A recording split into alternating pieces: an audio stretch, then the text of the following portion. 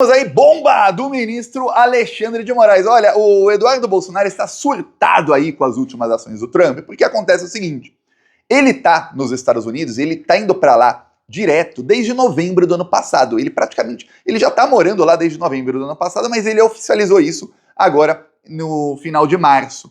Ok, o Eduardo Bolsonaro estava sendo amplamente ignorado pelo Trump e pelo Elon Musk, que era ministro do Trump. Aí o Elon Musk brigou com o Trump e tudo mais. Tá. Só que chegou um momento em que aconteceu um fato importantíssimo a nível global, que eu vou te explicar agora, que deixou o Trump completamente desesperado com o Brasil. E quando uma pessoa está desesperada, ela vai puxar quem ela puder ali para ajudá-la. E tem alguém ali que está gritando pro Trump faz um tempo, que é o Eduardo Bolsonaro. Então, se o Eduardo não tinha contato com o Trump, e eu falei aqui inúmeras vezes que não tinha, estava sendo amplamente ignorado, não tinha até cerca de uma semana atrás, agora ele com certeza tem algum contato com o pessoal do Trump. Por quê? Porque o Lula sediou aí, e foi o evento mais importante, eu li aí um analista russo, dizendo que foi um dos eventos mais importantes da década, se não o mais importante. Por quê? Porque a aliança agora do BRICS selou ali uma mega aliança do sul global, né, dos países todos do BRICS, que são os 11 países mais os 13 aliados ali, ou seja, são 24 países, lembrando que tem mais de 50 querendo entrar para o banco do BRICS, e esses países todos em aliança contra o quê? Contra alguém que tenta se declarar líder do mundo, que é os Estados Unidos desde sempre. Só que colava, eles conseguiam, agora não. Acontece que os Estados Unidos tiveram aí no fim dos anos 80 e 90 uma estratégia que levou aí ao que está acontecendo hoje. Claro que a ascensão da China e a criação do BRICS acelerou muito o processo, que talvez demorasse muitas décadas mais, que é, os Estados Unidos começaram eles tinham muito mais indústria do que os outros países, tinham muito mais tecnologia, e seus parceiros, que eram os países do G7, Japão, Alemanha, Inglaterra, Itália, também tinham tecnologia mais avançada. Então eles passaram a, usando aí jornalistas corruptos e tudo mais, a imprensa que sempre foi corrupta no Brasil e no resto do mundo, pregar que temos que ter livre comércio, livre comércio, livre comércio, não pode mais ter imposto, tarifa entre um país e outro. Por quê? Porque quem produz tem que poder ter, vamos fazer a globalização total. Pois bem, e aí começaram a fazer isso. Acontece que eles não iam prever, burros eles, que os países do sul global em determinado momento iam conseguir tecnologia. A China, por exemplo, conseguiu e começou a exportar tecnologia. E a mão de obra nesses países é mais barata. Então a mesma indústria no Brasil vai produzir a um custo muito menor do que a mesma indústria nos Estados Unidos.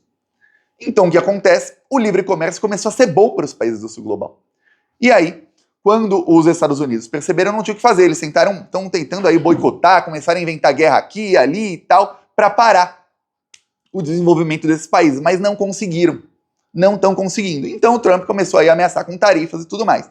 Só que quando chegou aí o evento do BRICS, e o principal tema é desdolarização, o Trump percebeu, peraí, estamos ferrados. Por quê? Porque além do custo de produzir nos Estados Unidos ser muito maior, então as indústrias não quererem ficar lá, isso é péssimo para eles, se você não produz, você não gera um PIB positivo. Muitos analistas falam aí, o país que tem o maior PIB per capita é tal. A China tem um PIB per capita baixíssimo e é o país mais desenvolvido do mundo. Por quê? Porque tem muita gente lá. E por quê? Porque a China tem um PIB que é todo em produção. Produz e exporta. Tem país que tem PIB que eu dei um exemplo aqui outro dia. Se uma pessoa está nos Estados Unidos, compra uma camiseta da China por $5 e vende nos Estados Unidos por 50, essa transação gerou $5 de PIB para a China e gerou $50 para os Estados Unidos, na economia de lá. Só que, produziu alguma coisa lá? Não.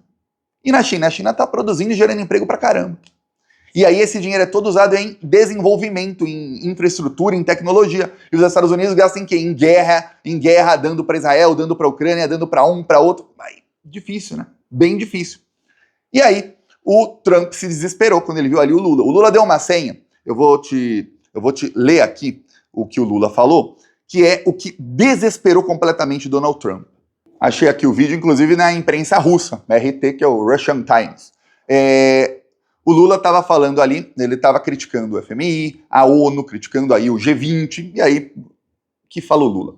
Se a gente não tiver uma instituição de governança mundial com mais representatividade, com mais seriedade, nós estamos entrando num sistema muito destrutivo do funcionamento da relação entre Estados, sabe, que não faz bem para ninguém. Me parece que os BRICS podem ser essa válvula de escape que a humanidade precisa para fazer alguma coisa nova.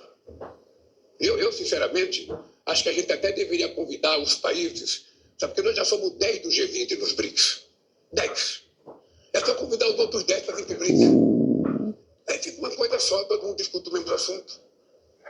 Sabe? Não precisa ter G7, ter G20, faz uma coisa só, todo mundo, que poderia ser a ONU. Quanto tempo tu Eu vou te explicar assim é que o Lula deu aí, e que foi isso que foi debatido e que causou tremeliques em Donald Trump a ponto dele buscar o Eduardo Bolsonaro, tá? Se é que realmente buscou, mas parece que tem algum contato entre eles, que o Trump passou aí a atacar o Brasil e ameaçar o Brasil. Pois bem, hoje, e nas últimas décadas, desde a Segunda Guerra Mundial, quem governa o mundo são os Estados Unidos da América e alguns países europeus. Como? Eles criaram a ONU, e a ONU tem ali os vários conselhos da ONU, o mais importante é o de segurança, que tem seus membros, que são os membros permanentes, e que eles têm poder de veto. Então, se alguém, Israel está cometendo genocídio, vamos exigir o cessar-fogo, senão vamos impor sanções a Israel. Chega lá a estadunidense, levanta a mão e fala, eu veto. Acabou. Então qualquer um pode fazer o que quiser. Quando os Estados Unidos cometiam genocídio no Iraque, no Afeganistão, na Líbia, na Síria, no Kuwait, e vai em muitos países, ia lá o representante dos Estados Unidos, né, porque era homem, e levantava a mão, eu veto. Ele mesmo vetava. Acabou. Olha, eu vou fazer um embargo criminoso a Cuba. Tá, aí tem uma votação na ONU, 190 países votam para parar o embargo, e os Estados Unidos, eles têm poder, e falam, não, eu veto. Exemplos. Aí você tem o G7. O G7, eu lembro quando eu era criança, falei aqui várias vezes, eu perguntei uma vez para minha mãe, vendo o Jornal Nacional, eu era criança, eu tinha uns 8, 9 anos de idade. E eu perguntei o que é G7. Ela falou, são os 7 países mais ricos do mundo. Eles se reúnem aí todo ano para discutir o que vão fazer e tal, como vão ferrar a gente. Era Estados Unidos, Japão, Itália, Inglaterra, Alemanha, enfim, são países aí da Europa, nem vale citar todos. Hoje já tem vários aí, tiraram a Rússia depois do G7, aí foram trocando membros. O G7 hoje é praticamente irrelevante, por isso eles chamam outros países para suas reuniões. Na última chamaram o Brasil, o México e alguns outros países, você vê. Tem o G20, que são aí os 20 países com maior economia no mundo. O Brasil aí sempre esteve no G20. Só que esses países são todos ali, eles conversam. E quem manda são os europeus. É isso. Quem manda na Organização Mundial do Comércio são os europeus. Quem manda no FMI, que é quando um país está sem dinheiro, está ali ferrado, precisa fazer algo. Tem alguma emergência, ou não, ou é só um governo corrupto e quer dinheiro, pede para o FMI, e o FMI falava, tá bom, mas faz uma reforma trabalhista, privatiza suas estatais, entrega o seu ouro a empresas estadunidenses, ou seja, Estados Unidos. O Banco Mundial, a mesma coisa. E aí se mantinha o imperialismo dos europeus e dos estadunidenses. Só que nos últimos 15 anos, os Estados Unidos passaram a praticar imperialismo com os europeus também. Eles passaram a impor a agenda dos Estados Unidos aos líderes europeus. E eles começaram a aceitar. Inclusive usando a OTAN nisso aí. E eles passaram, obviamente, usando jornalistas corruptos e usando políticos corruptos lá na Europa, a colocar políticos que estão no poder, que são cachorrinhos do establishment dos Estados Unidos, que não é bem o Trump. É uma política de Estado e não de governo. Pode ser democrata ou republicano, a política continua. Essa política de golpes de Estado, que era dos anos 60, de impor neoliberalismo dos anos 90, e agora? Pois bem, quando o Lula fala, olha, o Lula já está criticando faz tempo a ONU e fala, a ONU não serve para absolutamente nada, o Tribunal de Haia, Tribunal Penal Internacional, não serve para absolutamente nada, a Organização Mundial do Comércio não serve para nada, são órgãos que historicamente só serviram para ali assegurar os interesses dos Estados Unidos da América, e fim, e nada mais. Quando eles precisam, eles acionam esses órgãos, eles têm a vitória que eles querem, é isso. Fora isso, eles fazem o que eles querem, eles podem descumprir toda e qualquer regra, o direito internacional nunca existiu de fato. E aí o Lula fala, pô, já tem 10 países do G20 aí no BRICS, fora os outros do BRICS. Convida os outros 10 e vem pra cá. Claro, o Trump quer ficar de fora, né? Então convida os outros 9. Por quê? Porque o Trump tá brigando com a União Europeia. Ele já falou que ele vai impor tarifas duras à União Europeia porque o comércio dos Estados Unidos com a União Europeia é muito deficitário. Eles importam muito mais do que eles vendem. Por quê? Porque essa foi uma das políticas de Estado dos Estados Unidos, exatamente para conseguir fazer o imperialismo com a União Europeia, colocar líderes que estão ali 100% vinculados à política que os Estados Unidos querem, a política de guerra, de vamos nos armar para pegar a Rússia, porque a Rússia é uma grande ameaça contra a gente. Pô, mas peraí, a Rússia não atacou nenhum de vocês nunca. Quem atacou da última vez foi a Alemanha, que atacou todo mundo ao lado. Mas a Rússia invadiu a Ucrânia. Mas porque vocês ameaçaram a Ucrânia entrar na OTAN e colocar a arma nuclear apontada para a Rússia? A menos de 5 minutos de Moscou, a Rússia já tinha avisado há anos. A Ucrânia não é para entrar na OTAN. Aliás, é a Organização do Tratado do Atlântico Norte. A Ucrânia não fica nem perto do Oceano Atlântico. Vocês estão expandindo a OTAN até chegar na Rússia. Não vamos deixar. O Putin avisou isso desde que ele assumiu o poder. Em 2005, 2006, ele já falava disso. Aí, mas vocês que estão ameaçando. Pois bem, aí você vê. Eis que o Lula fala isso, fala, peraí, agora que tá um racha, o Trump tá jogando todo mundo no colo do BRICS. Aí tem uma nova liderança mundial, que é liderada por quem? Adivinha, qual é a primeira letra de BRICS? É B de Brasil. E a segunda é R de Rússia, I de Índia, C de China, tem o S de África do Sul, né, South África, e tem os outros países, mas os principais ali são Brasil, Rússia, China e Índia. São os principais países do BRICS. E aí tem uma nova liderança que começa com quem? Com o Sul Global liderando. E aí, pegando como parceiro esses outros países e falando, olha, a nossa liderança não é baseada em imperialismo. É baseada em, olha, eu invisto em você e você investe em mim. E a gente, mutuamente, melhora. E aí todos podemos ter aí a tecnologia da China, por exemplo. Todos poderemos ter aí o desenvolvimento da China. Ainda mais numa era em que estamos aí com inteligência artificial e agora a robótica é possível. Se você, plantonista, não sabe, por que a gente não tinha ainda robôs em todos os lugares? Porque não tinha inteligência artificial. O robô só fazia o que ele era programado para fazer, era muito limitado. Então tinha no Japão, tem um restaurante com robô. Robô, você fala hello, que é olá, o robô responde hello. Você falar um pouquinho diferente, o robô já não sabia como responder. Você falou um negócio fora, o robô fica... Ou tinha robô que você tem que apertar botãozinho, mas não é um robô. O robô não sabia andar, agora não. Com inteligência artificial, você consegue ter uma conversa com o robô. Você consegue falar, robô, se ele tem mãos, vai ali na cozinha e faz tal coisa. Ele vai lá e faz, ele sabe o que ele está fazendo. Se você tem ChatGPT ou DeepSeek, você mostra até foto, você consegue fazer uma videochamada em tempo real e ele fala o que está acontecendo, ele sabe tudo. Então agora é um tempo em que vão precisar de menos trabalho humano, muito menos. Então, confiar no BRICS para fazer aí essa revolução e para liderar é o que todos querem, só que os Estados Unidos não querem isso, porque eles vão perder a hegemonia. Então, nisso aí o Trump está desesperado, passou a fazer ameaças, e aí a imprensa brasileira faz o papel de porta-voz do Eduardo Bolsonaro. Falaram aí que o Alexandre de Moraes foi intimado, vou mostrar aqui notícias que saíram em toda a imprensa. Justiça da Flórida manda intimar Alexandre de Moraes. Gente, quando você processa alguém, é obrigação do juiz mandar intimar o outro lado, senão o processo não começa. É obrigação, o juiz não pode falar, não vou intimar. Então não tem como. Eu vou começar o processo sem intimar o outro lado. A Justiça da Flórida é obrigada. A empresa do Trump entrou aí contra o Alexandre de Moraes no ano passado. Aí eles tiveram uma derrota. Vamos lembrar, tiveram uma derrota. Eles pediram uma liminar contra o Alexandre de Moraes e o juiz negou. Mas eles nunca conseguiram intimar o Alexandre de Moraes porque ele não está nos Estados Unidos, não dá para intimá-lo.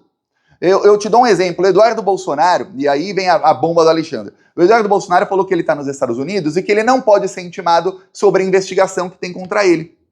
Ele está sendo investigado aí por obstrução de justiça porque ele está aí bradando que ele está atrapalhando o processo contra o Bolsonaro e articulando sanções contra autoridades brasileiras. Agora que parece que o Trump está tão desesperado a ponto de falar, olha, tá o filho do Bolsonaro aqui, vem cá, meu, e aí, como é que eu ferro o Brasil? Agora que parece que o Trump chegou nesse nível, que ele percebeu, caramba, a gente vai perder a hegemonia. O Trump tem uma frase dele de ontem, em que ele fala que se o dólar perder a hegemonia, para ele é como perder uma guerra mundial. Quem perde uma guerra mundial é um país que fica devastado, completamente pobre. É como tá, olha, não é uma guerra mundial, é como tá a faixa de Gaza agora. É o que ele tá falando que vai ficar com os Estados Unidos se eles perderem a hegemonia do dólar. Olha só, o tamanho do desespero. Aí, o Eduardo Bolsonaro falou, agora vamos para cima. É isso que o Alexandre de Moraes falou, quer saber?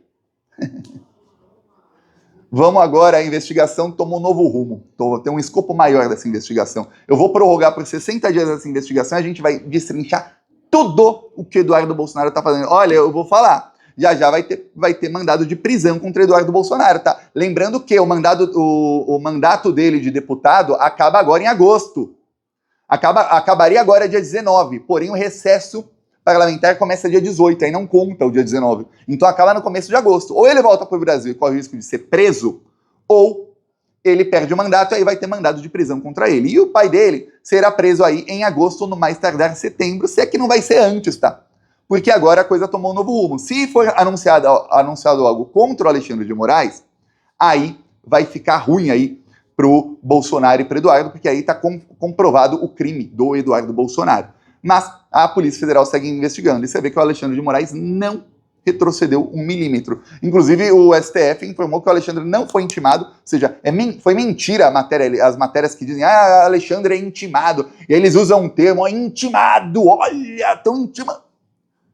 Processo judicial, quem já entrou na justiça, ou já alguém entrou contra você na justiça, você entra, o juiz vai lá e fala, pô, fulano processou Cicrano. Pô, intima Cicrano, né, pra ele saber que tá sendo processado. Pô, você não pode começar o processo sem a outra parte. E é o mesmo juiz que a única decisão, que é decisão mesmo no âmbito do processo, que fizeram um pedido de liminar antes de citar o Alexandre de Moraes, a única decisão, ele negou tudo. E falou que, olha, o Alexandre não tomou nenhuma decisão ordenando que fosse nos Estados Unidos. Não tem nada disso, não. Capaz aí de chegar a intimação, né? Porque demora para chegar no exterior, mas às vezes chega. E aí o juiz fala, olha, ganho para Alexandre. Essa é a melhor. Veremos, ó, não duvido nada, que até agora, em matéria de decisão da justiça, tá 1-0 pro Alexandre contra o Trump, tá? Peça a sua inscrição no canal, seguimos aqui na luta e não se esqueça, vamos lançar no mês que vem um curso de inteligência artificial. Deixei para falar isso aqui no fim do vídeo, então só as plantonistas e os plantonistas mais aguerridos. Quem aí quiser participar, deixa aí o comentário e aí nos próximos dias eu vou anunciando como vai ser o curso e tudo mais. Falou!